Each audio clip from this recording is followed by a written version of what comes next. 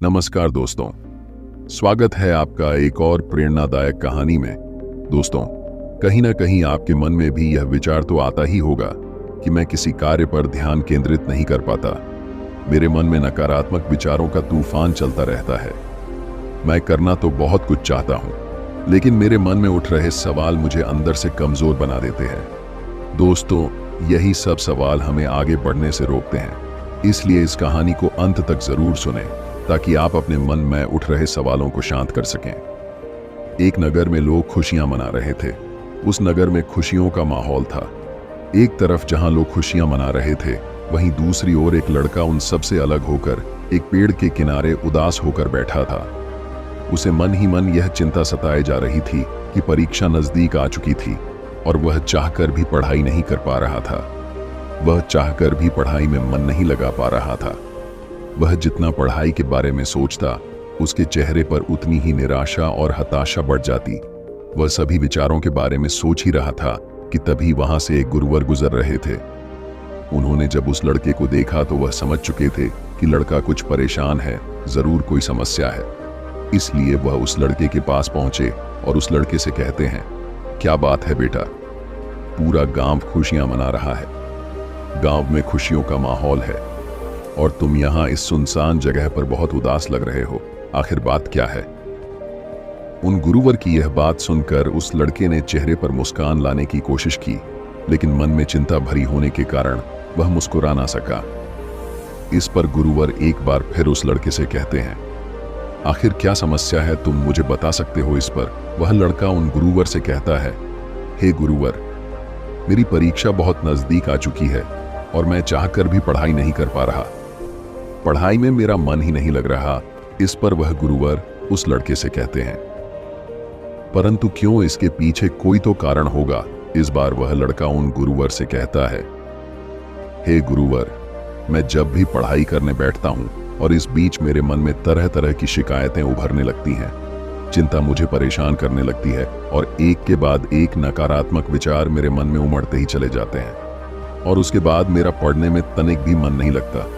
मैं चाहकर भी पढ़ाई में मन लगा ही नहीं पाता और देखते ही देखते जब मैं उन नकारात्मक विचारों के सामने हार जाता हूं, तो मैं अपनी किताबें बंद कर देता हूं और फिर ऐसे ही कहीं पर निकल जाता हूं। कभी अपने मित्रों के साथ तो कभी अपने आस पड़ोस के लोगों के साथ मैं अपना काफी समय यूं ही बर्बाद कर देता हूं। हालांकि भीतर से तो मैं चाहता हूं कि मैं पढ़ाई करूं, अन्यथा मुझे इसका परिणाम भोगना होगा, लेकिन मैं चाहकर भी पढ़ाई कर नहीं पा रहा और ऐसा करीब पिछले 3 महीनों से मेरे साथ हो रहा है। मैं इन नकारात्मक विचारों से जितना छुटकारा पाने की कोशिश करता हूं, यह नकारात्मक विचार मुझे उतना ही घेर लेते हैं और ये मुझे डराते हैं, मुझे परेशान करते हैं। मैं चाहकर भी इनसे छुटकारा नहीं पा रहा। उन गुरुवर ने उस लड़के की सारी बातें ध्यानपूर्वक सुनी और फिर वह उस लड़के से कहते हैं, बेटा, मैं तुम्हारी मन की बातें समझ रहा हूं, लेकिन क्या तुम इसे एक उदाहरण के तौर पर समझा सकते हो? इस पर वह लड़का उन गुरुवर से कहता है, हे गुरुवर, परीक्षा बहुत नजदीक है और मैंने कुछ हद तक पढ़ाई भी कर ली है, लेकिन जो बची हुई पढ़ाई है उसके लिए मुझे हर दिन करीब 10 से 12 घंटे तक मन लगाकर पढ़ना होगा। इसके बिना मैं किसी भी हालत में अपनी पढ़ाई पूरी नहीं कर पाऊंगा। जब यह ख्याल मेरे मन में आता है तो मैं डर जाता हूं। मैं भीतर ही भीतर कांप उठता हूं और देखते ही देखते मेरी हिम्मत जवाब देने लगती है और मैं हार मान लेता हूं और फिर उसके बाद मेहनत करने का मानो मेरा मन ही नहीं होता। मैं चाहकर भी ध्यान नहीं लगा पाता। उन गुरुवर ने उस लड़के को रोकते हुए कहा, पहले हम एक एक करके तुम्हारे मन के उन नकारात्मक विचारों को समझने की कोशिश करते हैं, उन चिंताओं के पार जाने की कोशिश करते हैं, उनसे कुछ सीखने की कोशिश करते हैं। इतना कहकर गुरुवर उस लड़के से कहते हैं, बेटा, तुम ये कहना चाहते हो कि तुम्हें इस बात की चिंता है कि तुम अपनी बची हुई पढ़ाई कैसे पूरी करोगे? तुम एक दिन में इतनी मेहनत कैसे करोगे? तो क्या तुम्हें इस चिंता के पीछे कहीं ना कहीं शिकायत नहीं नजर आ रही? उन गुरुवर की यह बात सुनकर वह लड़का थोड़ा सा हिचकिचाते हुए उन गुरुवर से कहता है, हे गुरुवर, कैसी शिकायत? इस पर वह गुरुवर मुस्कुराते हुए उस लड़के से कहते हैं, बेटा, जब पढ़ाई करते वक्त तुम कहीं पर अटक जाते हो और बची हुई पढ़ाई के बारे में जब तुम सोचते हो, तब तुम खुद से शिकायत करते हो कि मैं तो कमजोर हूं, मैं इतनी मेहनत नहीं कर सकता, मैं भला ये कैसे कर पाऊंगा। मैं भला एक साथ 10 से 12 घंटे तक कैसे पढ़ाई कर सकता हूँ? जरा खुद से पूछो, ये जो शिकायतें तुम खुद से कर रहे हो, ये सच है या झूठ या केवल यह सभी तुम्हारे मन की एक सोच है? उन गुरुवर के इतना कहने पर वह लड़का कुछ देर के लिए मौन हो गया। उसे कुछ समझ नहीं आ रहा था कि वह उन गुरुवर को क्या जवाब दे।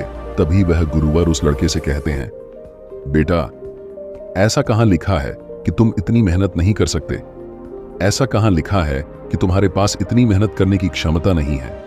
क्या किसी ने तुमसे ऐसा कहा है कि तुम इतना ध्यान लगाकर पढ़ाई नहीं कर सकते? इस बारे में वह लड़का जवाब देते हुए उन गुरुवर से कहता है, हे गुरुवर, आप सत्य कहते हैं, ऐसा तो मुझसे किसी ने नहीं कहा। इस पर वह गुरुवर उस लड़के से कहते हैं, बेटा, तो तुमने खुद से यह कैसे मान लिया कि मैं इतना कमजोर हूं और मैं ऐसा नहीं कर सकता? मैं ध्यान लगाकर पढ़ाई नहीं कर सकता। यह सब केवल तुम्हारे मन का एक भ्रम है, तुम्हारे मन की एक सोच है, जिसे तुम अनजाने में बार बार सोचकर उस पर विश्वास करके उसे सच बना रहे हो। गुरुवर अपनी बात पूरी कर ही रहे थे कि तभी वह लड़का उन गुरुवर की बात काटते हुए कहता है, हे गुरुवर, अगर यह सच नहीं है तो फिर सच क्या है? उस लड़के की यह बात सुनकर गुरुवर मुस्कुराने लगे और उस लड़के से कहते हैं, बेटा, सच ये है कि तुम्हारे अंदर कितनी काबिलियत है, ये जानने के लिए तुम्हें आखिरी हद तक मेहनत करनी होगी, तुम्हें अपनी पूरी कोशिश करनी होगी। जब तुम अपनी पूरी क्षमता पर कार्य करोगे, अपनी पूरी क्षमता के साथ पढ़ाई करोगे, तब तुम्हें पता चल पाएगा कि सच में तुम्हारी क्षमता क्या है। इस पर वह लड़का उन गुरुवर से कहता है, हे गुरुवर, तो अब मुझे क्या करना चाहिए? इस पर वह गुरुवर उस लड़के से कहते हैं, बेटा, मेरी बात ध्यान से समझो। हर चिंता के पीछे एक सकारात्मक संदेश होता है जिसे हमें पहचानने की आवश्यकता होती है। जब तुम्हारे मन में यह चिंता प्रकट होने लगी कि मैं अपनी बाकी की पढ़ाई इतनी जल्दी पूरी कैसे करूंगा, तो इस चिंता के पीछे सकारात्मक संदेश क्या था? इस पर वह लड़का कुछ देर सोच विचार करने के बाद उन गुरुवर से कहता है, हे गुरुवर, यही की परीक्षा बहुत करीब है और मुझे पूरा ध्यान और अपनी शक्ति लगाकर पढ़ने की जरूरत है। इस पर गुरुवर कहते हैं, बिल्कुल सही। तभी वह लड़का उन गुरुवर से कहता है, ठीक है, यह तो बहुत अच्छा तरीका है, इससे तो मैं आसानी से अपनी पढ़ाई पर ध्यान लगा सकता हूं। इतना कहकर वह लड़का वहां से जाने लगा। तभी गुरुवर उस लड़के से कहते हैं, रुको बेटा, अभी चिंता पूरी तरह से पार नहीं हुई है। जब भी तुम उस चिंता के पीछे का सकारात्मक संदेश समझ लो तो उसके लिए धन्यवाद करो और आगे बढ़ो। अपने आप से कहो कि मैंने उस चिंता के पीछे का संदेश समझ लिया है और अब मैं पूरी ईमानदारी के साथ मेहनत करने के लिए तैयार हूं। मैंने यह भी स्वीकार कर लिया है कि मेहनत करने में मुझे कष्ट भी होगा, तकलीफ भी उठानी पड़ेगी, लेकिन मैं हार नहीं मानूंगा। यह संदेश मुझ तक पहुंचाने के लिए आपका शुक्रिया, आगे गुरुवर लड़के से कहते हैं। जब तुम खुद से ऐसा कहोगे तो तुम्हें तत्काल अच्छा महसूस होगा, हल्का महसूस होगा, क्योंकि तुम्हारे अंदर का युद्ध पूरी तरह से समाप्त हो चुका होगा और तुमने उस चिंता के पीछे का संदेश भी अच्छी तरह से समझ लिया होगा। तुमने यह स्वीकार कर लिया है कि हाँ, मुझे लंबे समय तक ध्यान करने की आवश्यकता है, मुझे मेहनत करने की आवश्यकता है, साथ में मुझे थोड़ी सी कष्ट और तकलीफ भी उठानी पड़ेगी। हो सकता है कि इससे मुझे थोड़ी थकान भी हो, लेकिन मैं मेहनत करने से पीछे नहीं हटूंगा। यह सब स्वीकार करते ही तुम्हारे अंदर एक ऊर्जा उत्पन्न होगी और ऐसा इसलिए होगा क्योंकि तुम्हारे मन का बोझ पूरी तरह से हल्का हो चुका है। तुमने उन चीजों को स्वीकार कर लिया है जो चीजें तुम्हारा मन तुमसे स्वीकार करवाना चाहता था, किंतु अब यही मौका है, इस मौके को खाली मत जाने देना और तत्काल इस पर निर्णय लेना, तत्काल इस पर कार्य करना, तत्काल इस सकारात्मक संदेश को अपना विश्वास बना लो, इसे बार बार दोहराना ताकि तुम इस पर पूरी तरह से विश्वास करने लगो। आगे गुरुवर उस लड़के से कहते हैं, बेटा, यह कठिनाई का ही समय होता है जो कुछ कर दिखाने का होता है, दर्द को ताकत में बदलने का होता है। इस दुनिया में जितने भी महान लोग हैं जिन्होंने भी अपने जीवन में कुछ बड़ा हासिल किया है, उन्होंने इसी तरह अपनी शिकायतों, अपनी कमजोरियों को ताकत और सकारात्मक सोच में बदला है, उस पर पूर्ण रूप से विश्वास किया है और तभी वे लोग इतनी ऊंचाइयों तक पहुंच पाए हैं। आगे गुरुवर उस लड़के से कहते हैं, बेटा, अब तुम मुझे अपनी अगली समस्या बताओ और इसका निवारण भी तुम खुद ही करो। इस पर वह लड़का कुछ देर सोच विचार करने के बाद उन गुरुवर से कहता है, हे गुरुवर, कभी कभी मुझे लगता है कि मैंने बहुत समय बर्बाद कर दिया, मैं हार चुका हूं। अगर मैंने 5 महीने पहले मेहनत की होती, इन चीजों की शुरुआत कर दी होती, तो आज मैं कहीं और होता। मुझे ऐसा लगता है कि अब इतनी मेहनत करके मुझे कोई लाभ नहीं होगा। इस पर गुरुवर उस लड़के से कहते हैं, बेटा अब मुझे ये बताओ, इस चिंता के पीछे शिकायत क्या है? वह लड़का उन गुरुवर की बात मानते हुए कुछ देर के लिए उन विचारों पर सोचता है, लेकिन उसे कुछ भी समझ नहीं आता। तभी गुरुवर उस लड़के से कहते हैं, बेटा तुम खुद से शिकायत कर रहे हो कि तुमसे गलती हुई है और अब मैं इसे सुधार नहीं सकता। तुम्हें ऐसा लगता है कि गलती होना मतलब हार मानना, लेकिन जरा अपने आप से पूछो कि जो शिकायत अपने आप से कर रहे हो, ये कोई सच है या केवल सोच? इस पर वह लड़का कुछ देर सोच विचार करने के बाद उन गुरुवर से कहता है, हे गुरुवर, गलती मतलब हार मानना होता है। ये तो मेरी एक सोच है, लेकिन सच क्या है? इस पर गुरुवर उस लड़के से कहते हैं, बेटा जब तुम संघर्ष करोगे तो तुम्हें खुद ही पता चल जाएगा। लेकिन अब मेरा यह प्रश्न है कि इस चिंता के पीछे का सकारात्मक संदेश क्या है? इस पर वह लड़का कुछ देर फिर से सोच विचार कर उन गुरुवर से कहता है, इस चिंता के पीछे का सकारात्मक संदेश यह है कि अब मैं यह गलती दोबारा नहीं होने दूंगा। मैं अपने जीवन में ऐसी स्थिति कभी दोबारा आने ही नहीं दूंगा जहां मेरी तैयारी कम पड़ जाए और मैं हार मान बैठूं। आगे वह लड़का उन गुरुवर से कहता है, हे गुरुवर, चिंता के पीछे का यह सकारात्मक संदेश मुझे मिल चुका है। अब से मैं ऐसी गलतियां कभी नहीं होने दूंगा। मैं हमेशा सकारात्मक रहूंगा, सही कर्म करने के पीछे ध्यान दूंगा, हर कार्य को सही समय पर करूंगा। इतना कहकर वह लड़का उन गुरुवर से फिर कहता है, हे गुरुवर, सकारात्मक संदेश को स्वीकार करने के बाद मुझे अब बहुत अच्छा लग रहा है। मैंने कभी नहीं सोचा था कि इन चिंताओं के पीछे जो सकारात्मक संदेश होते हैं वह इतने ज्यादा शक्तिशाली होते हैं। आगे वह लड़का उन गुरुवर से कहता है, हे गुरुवर, कृपया करके मुझे एक बार और इसे अच्छे से समझाइए। मैं इसे अच्छे से समझना चाहता हूँ ताकि मैं ऐसी गलतियां दोबारा ना करूं। आगे लड़का उन गुरुवर से अपनी अगली चिंता बताते हुए कहता है, हे गुरुवर, मुझे इस बात की बहुत चिंता होती है कि इतनी पढ़ाई करने के बाद भी यदि मेरा चयन ना हुआ तो मेरे रिश्तेदार, मेरे पड़ोसी और मेरे गांव वाले क्या कहेंगे? इस पर गुरुवर मुस्कुराते हुए उस लड़के से कहते हैं, बेटा चिंता के पीछे की शिकायत देखो। इस पर वह लड़का कुछ देर शांत हो गया और कुछ देर सोच विचार करने के बाद वह गुरुवर से कहता है, हे गुरुवर, मैं खुद से कह रहा हूं कि लोग मुझे पसंद करेंगे तो ही मैं खुद को पसंद करूंगा। इसका अर्थ यह हुआ कि मैं दूसरों की सोच पर निर्भर हूं। मैं दूसरों के हाथों की कठपुतली हूं और मुझे इस बात की चिंता हो रही है। मैं जो इस शिकायत के पीछे का संदेश समझ पा रहा हूं वह सच है या केवल सोच? इस पर वह गुरुवर एक बार फिर उस लड़के से कहते हैं, बेटा यदि तुम दूसरों की नजरों से खुद को मापोगे तो हमेशा खुद को छोटा ही पाओगे, क्योंकि छोटे लोग दूसरों के बारे में छोटा ही सोचते हैं। और इसी के विपरीत सच यह है कि यह तुम्हारा काम है कि तुम खुद की इज्जत करो। जो भी तुम कार्य कर रहे हो उसकी इज्जत करो और खुद पर भरोसा करो। यही सच है। तुम अपने बारे में कैसा महसूस करते हो, खुद पर कितना विश्वास करते हो, केवल और केवल यही मायने रखता है। आगे गुरुवर उस लड़के से कहते हैं, अब मुझे ये बताओ कि इस चिंता के पीछे का सकारात्मक संदेश क्या है? इस पर वह लड़का उन गुरुवर से कहता है, हे गुरुवर, इस चिंता के पीछे का सकारात्मक संदेश यही है कि हमें नकारात्मक विचारों से बचकर रहना चाहिए और हमें ऐसे विचार सोचने चाहिए, ऐसे विचारों पर ध्यान देना चाहिए जो हमें शक्ति दे। आगे वह लड़का कहता है, इस शक्तिशाली संदेश के लिए मैं आभारी हूं। हमेशा सतर्क रहने की और अच्छे विचारों पर बार बार ध्यान देने की जिम्मेदारी को मैं स्वीकार करता हूं।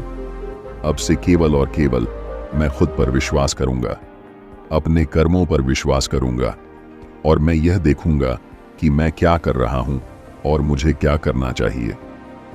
मैं स्वीकार करता हूं कि आज से केवल मैं अपनी नजरों से खुद को देखूंगा। कौन मेरे बारे में क्या कह रहा है इससे मुझे कोई फर्क नहीं पड़ने वाला। इतना कहकर वह लड़का उन गुरुओं से कहता है, हे गुरुवर, मेरी समस्या तो सुलझ गई। अब मुझे बहुत अच्छा लग रहा है, मैं बहुत हल्का महसूस कर रहा हूं। इस पर गुरुवर उस लड़के से कहते हैं, बेटा जो भी तुमने अभी कुछ कहा है उसे तुम याद रखना और इसे कहीं पर लिख लेना और इस पर तत्काल कार्य करना, ताकि तुम हर दिन यह देख सको कि तुम किस प्रकार नकारात्मक विचारों के प्रति सतर्क हो और तुम किस प्रकार प्रेरणा देने वाले विचारों पर ध्यान केंद्रित कर पा रहे हो। इसी प्रकार तुम एक छोटी सी कार्यवाही करके खुद को यह एहसास दिला सकते हो, खुद को याद दिला सकते हो, खुद को साबित कर सकते हो कि तुम चिंता और शिकायतों से कहीं बड़े हो। और इसी प्रकार बार बार अपने विचारों पर कार्यवाही करने से हम अपने भीतर एक सकारात्मक मान्यताएं बना लेते हैं जिन पर हम विश्वास करते हैं, और देखते ही देखते हम उन विश्वासों पर आंख बंद करके भरोसा करने लग जाते हैं। आगे गुरुवर उस लड़के से कहते हैं, जब भी तुम्हें चिंता परेशान करे तो सबसे पहले चिंता के पीछे की शिकायत देखो और यह पता करो कि शिकायत सच है या फिर केवल सोच। इससे आपके और शिकायत के बीच में थोड़ी दूरी बनेगी।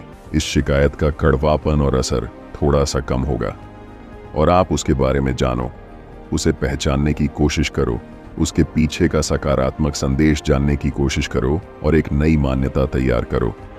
तभी तुम अपने जीवन में सही ऊंचाइयों को छू पाओगे, अपने जीवन में उन ऊंचाइयों तक पहुंच पाओगे जिनकी तुम कल्पना करते हो। इतना कहकर वह गुरुवर शांत हो गए और उस लड़के को भी यह समझ में आ चुका था कि वह अपने जीवन में बेवजह की चीजों से डर रहा था, जबकि उसे अपने विचारों से लड़ने की जरूरत थी और वह अपने आप से लड़ रहा था। उसने जाने अनजाने अपने मन में नकारात्मक विचारों की मान्यता तैयार कर ली थी जिन पर वह आंख बंद करके भरोसा करने लगा था, जबकि उसे तो अपने सकारात्मक विचारों पर ध्यान केंद्रित करना चाहिए था। इसके बाद उस लड़के ने गुरुवर को प्रणाम किया और वापस घर लौट आया। अब से वह दिन रात मेहनत करने लगा, खूब मन लगाकर पढ़ाई करने लगा, और जब उसके मन में कोई नकारात्मक विचार उत्पन्न होते तो वह उस नकारात्मक विचारों के पीछे का संदेश समझता और खुद से उन गलतियों को स्वीकार करता, जिससे उसके मन में सकारात्मक ऊर्जा का निर्वाह होता है और अपनी कमजोरियों को ताकत बनाकर वह आगे बढ़ता जाता है। दोस्तों, यह कहानी आपको कैसी लगी कमेंट में जरूर बताएं।